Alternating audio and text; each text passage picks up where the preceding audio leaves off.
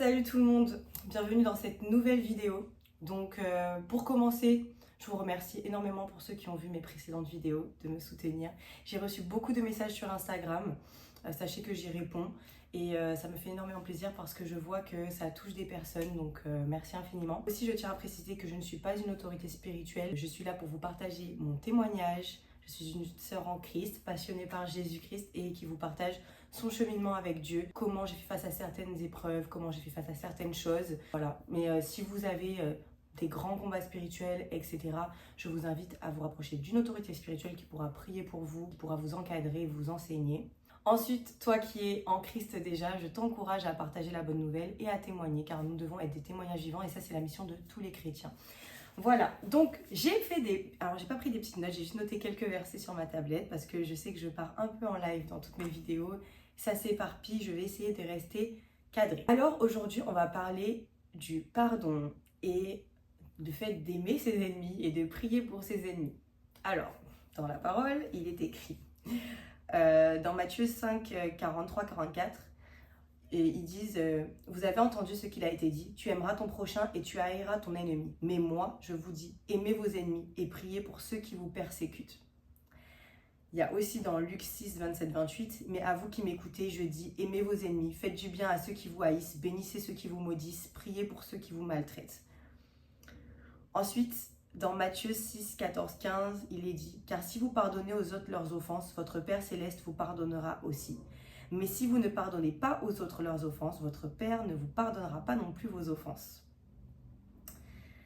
Donc, bon, il y en a d'autres, mais quand on lit ça, ça fait un peu flipper parce que on se dit, ok, on dit que Jésus me pardonne, mais il y a des conditions.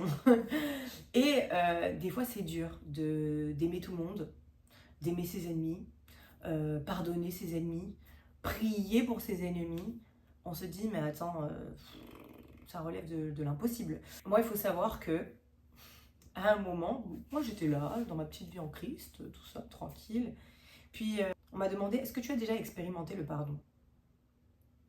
Je me suis dit, bah ouais, enfin, je vois pas, je sais pas, je voyais pas. Et à un moment, j'étudiais un sujet justement et en fait Dieu m'a mis à cœur d'étudier le pardon.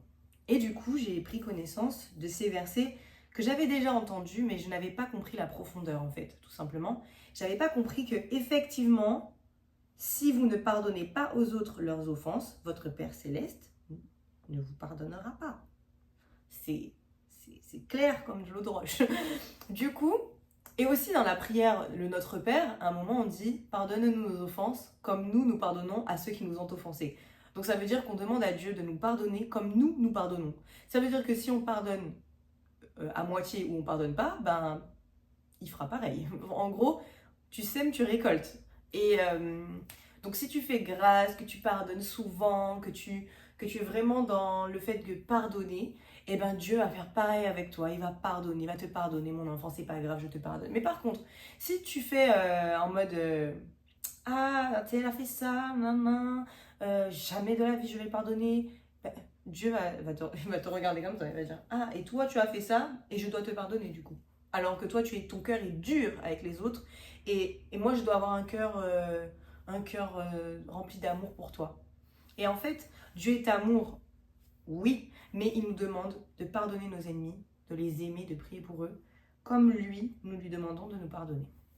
Alors moi, ok, j'ai vu ça, ok, j'ai pris connaissance de ça, jusque-là tout va bien, mais est-ce que dans mon cœur j'ai vraiment pardonné? Parce que ça c'est vraiment quelque chose qu'on se dit, bon ok Seigneur, t'es bien gentil, mais moi comment je fais là, avec ça là dans mon cœur? Parce qu'il y a des gens, au final, soit on a appris qu'ils nous avaient fait quelque chose de mal, vous avez mal parlé sur nous, ou ils ont fait ouvertement quelque chose de mal, ils ont...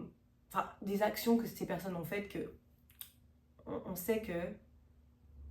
Et là, je pense que tu penses à quelqu'un, là, mais cette personne, tu dois la lâcher, en fait. Tu dois la lâcher parce qu'au final, tu te pénalises toi. La personne que tu n'as pas pardonné, elle te pénalise toi. En fait, des fois, on a l'impression que quand on pardonne pas quelqu'un, on le punit lui. Mais lui, il continue sa life. Hein. Il faut savoir que lui, il fait sa vie. Peut-être qu'il en a rien à faire que tu ne l'aies pas pardonné. Peut-être qu'il en a rien à faire que tu ne l'aimes pas. Il fait sa life. Toi, par contre, déjà, premièrement, tu n'es pas pardonné devant Dieu, du coup, parce que tu ne pardonnes pas.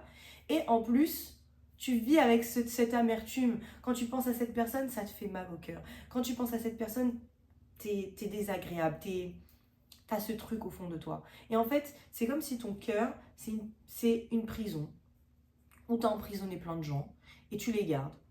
Tu les gardes. T'es là, tu gardes ça. C'est qui a toutes ces personnes emprisonnées dans son cœur? C'est pas ces gens-là, c'est toi. C'est qui a ce poids à l'intérieur de son cœur? C'est pas ces gens-là non plus, c'est toi. Et en fait, tu dois te libérer de ça, ça va te libérer toi-même. Bon, c'est facile à dire, c'est moins facile à faire. Donc moi, j'ai demandé à Dieu de m'aider. Parce qu'il y avait des personnes qui étaient captives dans mon cœur. Alors j'ai fait une liste. Ah, faudrait trop que je vous retrouve la liste. Donc me revoici avec la liste. Bon, je vais pas vous montrer vraiment, mais elle est remplie la feuille. J'ai fait une liste de toutes les personnes. En fait, je me suis posée et j'ai mis Seigneur, qui je n'ai pas pardonné. Et j'ai commencé à méditer et à me rappeler depuis mon enfance les personnes que je gardais captives dans mon cœur, en fait. J'ai vraiment tout écrit. J'ai tout écrit, tout écrit. Donc je pense que là, il y a tout le monde. Et à chaque fois après, j'ai demandé à Dieu de m'aider à pardonner cette personne, de m'aider à pardonner cette personne, de m'aider à pardonner cette personne, etc. Mais ce qu'il faut savoir, c'est que avant tout ça, j'ai dû comprendre certaines choses avant d'avoir la capacité de pardonner. Parce que c'est bien beau de dire, ouais, ok, je veux pardonner. Mais si tu ne prends pas compte de certaines choses, tu vas dire que tu as pardonné, mais tu n'as pas réellement pardonné. Déjà, tu sais que tu as réellement pardonné quelqu'un que lorsqu'on prononce son prénom et que ça ne te fait rien. Que quand tu la vois, ça ne te fait rien. Ça veut dire que ça ne te fait pas un truc au cœur, un truc bizarre. En fait, il y a un truc en rapport avec cette personne, tu n'as plus cette amertume et ce truc bizarre. Des fois, tu te rends compte que tu as pardonné une personne que lorsque tu la vois, que lorsque tu as un contact avec cette personne. Et c'est là que tu te dis, waouh, en fait, je l'ai pardonnée vraiment. Genre, elle n'est plus dans mon cœur, j'ai plus ce truc-là bizarre. Mais pour comprendre tout ça, alors, moi, ce que j'ai fait, et ce que j'ai compris, parce qu'à ce moment-là, je méditais sur ça, Dieu m'a fait comprendre que les personnes qui blessent, les personnes qui sont méchantes, les personnes qui sont mauvaises, elles sont tourmentées. Ça veut dire que quelqu'un fait le mal la plupart du temps parce que quelque chose de mal le tourmente ou habite en lui, tout simplement. Donc, c'est comme si Dieu m'a dit, ok, prends du recul et vois les choses avec des yeux spirituels et pas avec des yeux charnels. Ok, admettons, on va prendre une situation. Une fille qui fait que parler mal sur toi. Chaque fois, on vient te dire, un tel a dit ça sur toi, un tel a dit ça sur toi. Machin, machin. Toi, t'es en mode, mais qu'est-ce qu'elle veut? Genre, je comprends pas. Mais il faut savoir que cette personne-là, elle est tourmentée. Tu passes pas ta vie à mal parler de quelqu'un, à faire du mal, inutilement en plus. Pour rien. Enfin, genre, il y a des gens qui sont sincèrement, foncièrement mauvais. C'est vrai. Mais quand même, c'est que le mal les habite. Donc, et en fait, il faut te dire que soit cette personne, elle est foncièrement mauvaise, mais du coup, elle est foncièrement mauvaise, tu peux rien faire en fait. Ça sert à rien de prendre ça dans ton cœur. Cette personne-là, elle est mauvaise. Prends pas ça dans ton cœur. Toi, tu sais ce que tu es, tu sais ce que tu es avec Dieu. Justement, prie pour elle, pour qu'elle puisse changer un jour. Mais la plupart des gens, c'est juste qu'ils sont tourmentés. Ça veut dire qu'ils ont des oppressions. En fait, l'ennemi est en train de les oppresser. Ça veut dire qu'ils entendent tout le temps, je sais pas moi par exemple, la personne qui va tout le temps médire, elle peut pas s'en empêcher, c'est plus fort qu'elle. Tu crois qu'elle entend quoi elle dans sa tête quand elle fait ça? Tu crois qu'elle est en paix? Tu crois que quelqu'un qui parle comme ça tout le temps mal des gens, cette personne-là est en paix? Pas du tout. La personne est dans sa tête, dire ouais, regarde là, nanana, elle est comme ci, elle est comme ça, et voilà, elle veut éteindre ta lumière, elle veut te faire de l'ombre, elle veut nanana, regarde là comme elle fait, regarde comment elle parle, regarde sa tête, regarde sa grosse tête. Bref, elle doit entendre plein de trucs comme ça dans sa tête. Et du coup, c'est de ce que ton cœur déborde que ta bouche parle.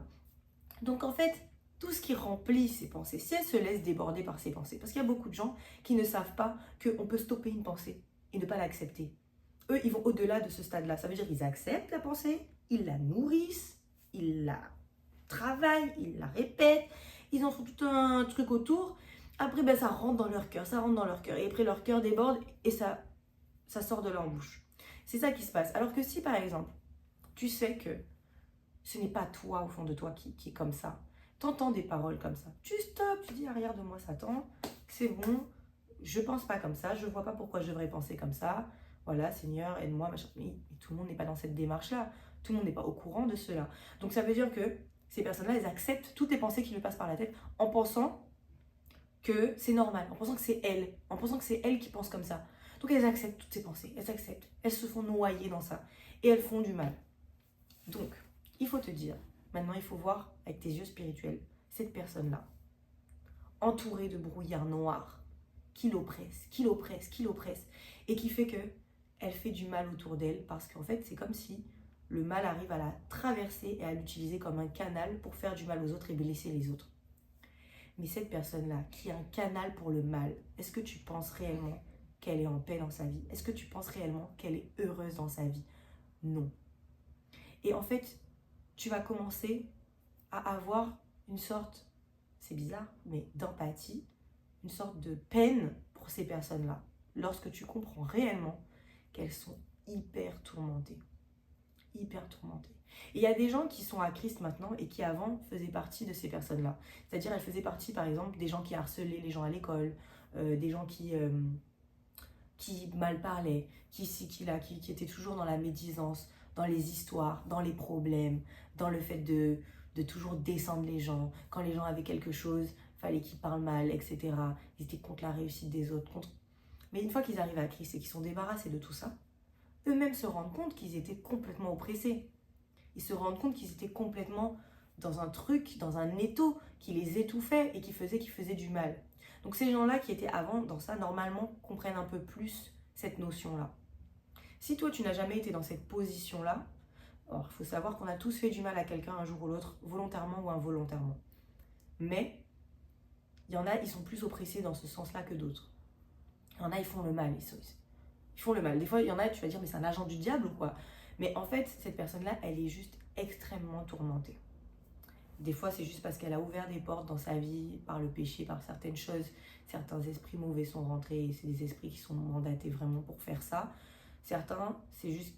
Il y en a, ils sont vraiment des agents du diable. Il y en a, c'est vraiment... Ils sont conscients de ce qu'ils font. Ça, c'est une chose. Mais sache que les gens qui ont choisi de faire ça aussi sont aussi tourmentés et sont aussi dans le mensonge. Et ils pensent avoir une liberté en faisant ça, alors que pas du tout. La liberté est en Jésus-Christ. Tout ce qui te fait croire que tu es libre en faisant des actes qui sont plus ou moins bons ou mauvais, c'est pas forcément la vraie liberté. Au final, tu es soit accro à quelque chose qui te rend soi-disant libre, soit tu es accro. En fait, il y a des gens, ils ont l'impression d'être libres juste parce qu'ils parlent comme ils le pensent et qu'ils sont libres, la liberté d'expression. Mais sauf qu'en fait, ce que tu dis de ta bouche là, je suis désolée, mais quoi, t'es libre de dire de la merde, enfin, tu es libre de dire des méchancetés, tu es libre de mal parler des gens, enfin, tu es libre de maudire, c'est bizarre. Tu n'es pas libre, tu es juste captif d'un truc. Donc, bref, tout ça pour dire que quand tu comprends la notion que déjà, les personnes qui font du mal, la plupart du temps, elles sont elles-mêmes tourmentées. Elles-mêmes, elles souffrent et elles-mêmes, elles ont besoin d'être libérées et d'être libres parce qu'elles gardent énormément de choses captives dans leur cœur. Donc là, tu auras cette notion-là, donc tu vas comprendre que, ok, ces personnes-là ne me veulent pas du mal elles-mêmes. Parce que, n'oubliez pas, on ne combat pas contre la chair et le sang, on combat contre les esprits, les dominations, tout ça, tout ça. Donc ça veut dire que ces esprits-là, ces mauvais esprits, te combattent toi, mais c'est pas la personne elle-même qui te combat. C'est ces mauvais esprits qui utilisent cette personne pour te combattre. Donc en fait, il faut juste te dire, ok, cette personne-là ne me combat pas, elle est juste prisonnière de quelque chose et elle-même souffre de cette situation, mais elle ne s'en rend même pas compte. Donc il faut prier pour elle, pour qu'elle puisse être libérée de ces trucs-là qui l'oppressent, afin qu'elle arrête d'être méchante envers toi, et aussi qu'elle arrête d'être méchante envers tout le monde, et qu'elle arrête de souffrir. Donc là, à ce moment-là, tu rentres dans le prier pour vos ennemis. D'accord? C'est que en comprenant cette notion-là que tu arrives à prier pour tes ennemis. Si tu te dis que la personne est foncièrement méchante et qu'elle te fait du mal parce que ça lui fait plaisir de te faire du mal et parce que c'est elle qui décide de te faire du mal, effectivement, tu auras du mal à prier pour elle. C'est vrai que ce sera très difficile. Ensuite, une fois que tu comprends que pardonner, c'est semer le pardon pour le recevoir. Là, tu vas avoir plus envie de pardonner les gens, je t'assure. Parce que tu sais que toi, dans ta vie, tu as fait de mauvaises choses et du coup, tu sais que dans ta vie, tu as besoin de pardon. Tu sais aussi que par la suite, tu n'es pas à l'abri de faire une erreur et que tu auras besoin de ce pardon-là que tu auras semé. Tu vois, quand tu sèmes quelque chose, tu le récoltes. Mais si tu sèmes le non-pardon, ben, tu vas récolter le non-pardon. C'est comme si tu semais des fraises et tu espères récolter des framboises. C'est pas possible. Donc, sème la bonne semence pour récolter la bonne semence, tout simplement. En plus, sachant que la plupart des choses qu'on sème, Dieu nous le rend au centuple, il nous le rend encore plus grand. Donc, sème sans te poser des questions. Ici, dans Marc 11, 25, il est dit « Et lorsque vous êtes en train de prier, si vous avez quelque chose contre quelqu'un, pardonnez-lui, afin que votre Père qui est dans les cieux vous pardonne aussi vos offenses. » Donc, si tu es en train de prier et que à l'heure actuelle où tu es en train de prier, tu sais que tu as un problème avec quelqu'un, va d'abord régler ton problème avec cette personne, même dans ton cœur, ou régler avec cette personne directement, et après reprends ta prière. En gros, ça veut dire que vaut mieux que tu sois en règle avec tout le monde avant d'aller prier, parce que sinon, c'est pas que ta prière est inutile, mais en gros, Dieu va pas te pardonner ce que tu lui demandes de te pardonner en fait. Aussi, ce que je vous conseille de faire, c'est de demander à Dieu qui vous n'avez pas réellement pardonné. Parce qu'il faut savoir que quand j'ai fait cette liste de toute une page, vous imaginez bien que moi, j'avais pas prévu d'écrire une page. Ça m'a ressorti des personnes d'avant, des gens d'il y a longtemps, des gens de collège, des gens de l'école. C'est vraiment des gens que j'ai gardés captifs au fond. Après, t'oublies. Donc, demandez à Dieu vraiment de vous révéler qui vous n'avez pas réellement pardonné. Vous allez voir, la liste peut être longue. Dans Luc 6, 35-37, il est dit « Mais aimez vos ennemis, faites du bien et prêtez sans rien espérer en retour. Alors, votre récompense sera grande et vous serez le fils du Très-Haut, car il est bon pour les ingrats et les méchants. Soyez miséricordieux, comme votre Père est miséricordieux. Ne jugez pas et vous ne serez pas jugés. Ne condamnez pas et vous ne serez pas condamnés. Pardonnez et vous serez pardonnés. » Donc, vous voyez, dans ce verset, il est dit qu'il faut aimer ses ennemis, faire du bien, prêter sans espérer en retour. Il y a beaucoup de fois où on fait les choses en espérant que la personne nous le rendra, etc., etc. Et le truc, c'est que quand on place notre espérance en les hommes, avec un grand H, donc en les êtres humains, on est forcément déçu à un moment donné.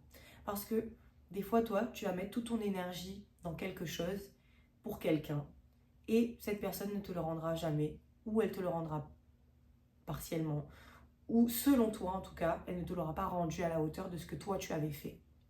Mais tu ne dois pas agir dans cette disposition de cœur. Quand tu donnes, tu dois donner, te dire c'est donné. C'est donné, j'ai fait. Ça ne veut pas dire que ce que tu as semé est caduque. Ça veut dire que tu as semé dans la vie de cette personne, mais c'est peut-être quelqu'un d'autre qui va te le rendre en retour.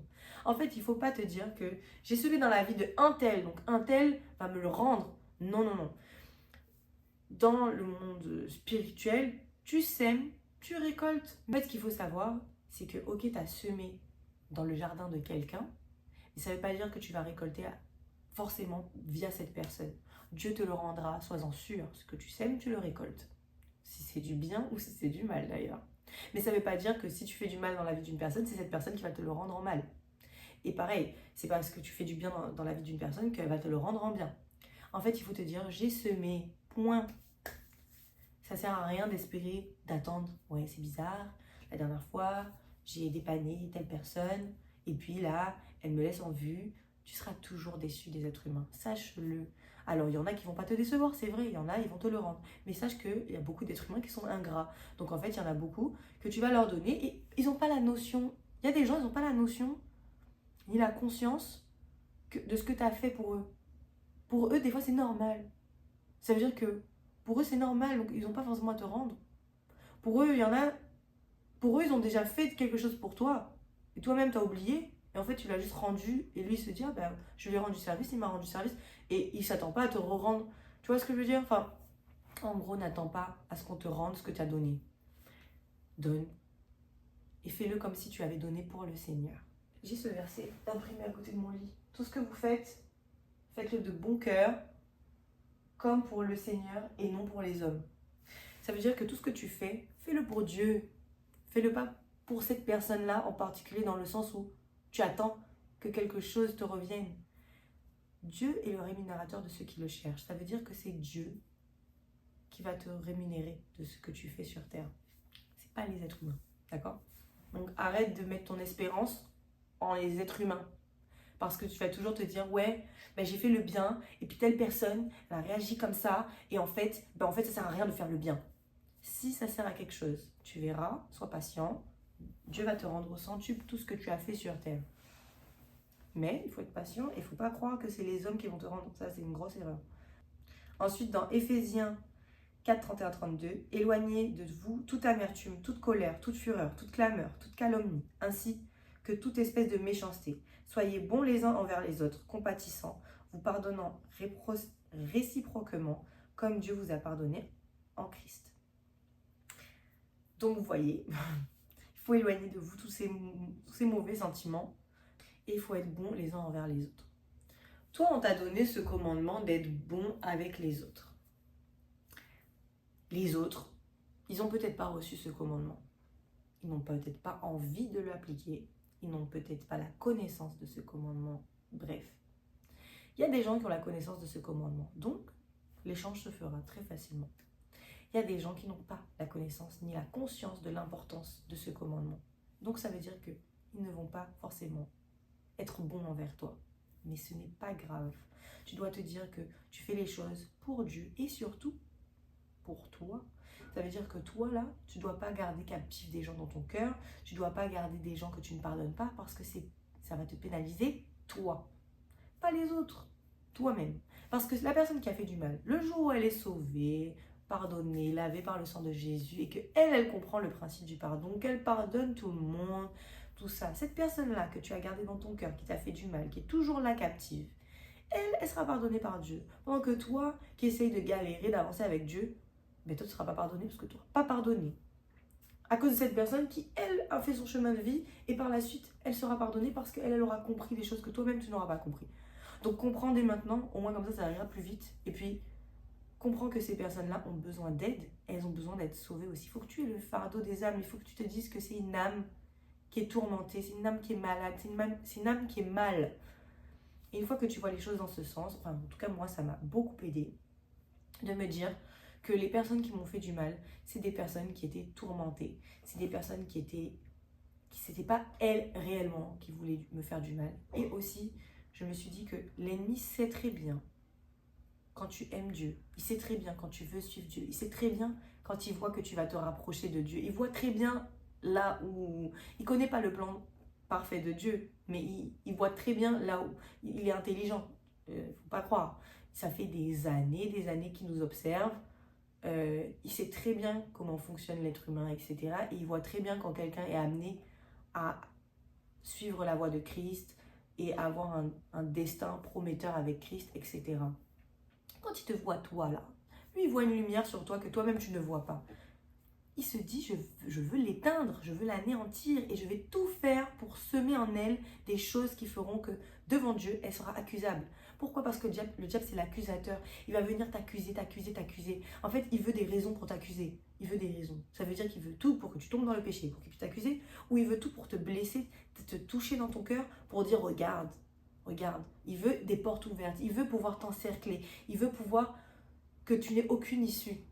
Ne lui laisse pas cette chance. Jamais. Ne lui laisse pas cette chance. Ça veut dire que là, non, tu refuses qu'il ait cette chance, cette emprise sur toi. Non, tu vas pardonner. Tu vas aller de l'avant. Et tu vas enlever tous ces gens qui sont captifs dans ton cœur et tu verras, tu seras beaucoup plus léger. Aussi, ce qu'il ne faut pas oublier, c'est que dans la Bible, il est dit « Garde ton cœur plus que toute autre chose, car c'est de là que viennent les sources de la vie. » Et ça, c'est pas pour rien que dans la parole, c'est dit « Garde ton cœur plus que toute autre chose. » Ça veut dire, on ne te dit pas garde ta chair, non, surtout pas, garde ton esprit, non, on te dit garde ton cœur plus que toute autre chose, car c'est de là que viennent les sources de la vie. Ça veut dire que si tu ne gardes pas ton cœur et que tu laisses des choses entrer dedans, les sources de la vie, là, elles sont comment?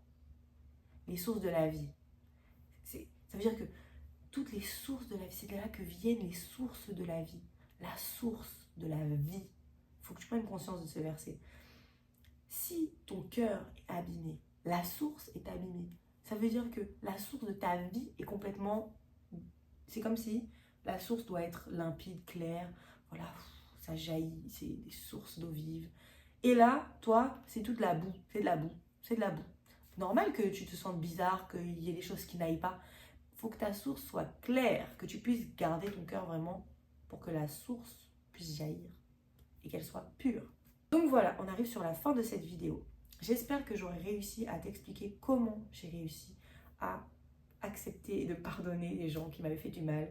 Et je suis encore en cheminement et je sais que Dieu va me faire grâce pour pardonner toutes les personnes qui me font du mal et de même arriver à un stade à ne même pas avoir à les pardonner, à juste que ça glisse sur moi. J'aimerais bien que ça ne me fasse rien. Du coup, je te pardonne, mais genre vraiment, ça m'a même pas offensé, tu vois. J'aimerais bien arriver à ce stade-là. Donc j'espère que ça t'aura béni et que tu pourras avancer dans ta marche avec Christ correctement en aimant les gens autour de toi, même ceux qui ne font pas tout pour que tu les aimes, parce que sache que Dieu n'a pas fait l'unanimité, Jésus n'a pas fait l'unanimité, donc c'est pas toi qui feras l'unanimité sur terre, sache-le, et que des gens voudront te faire du mal, des gens voudront te maudire, mais sache que tu as Jésus-Christ avec toi et que tu as la victoire. Sois béni.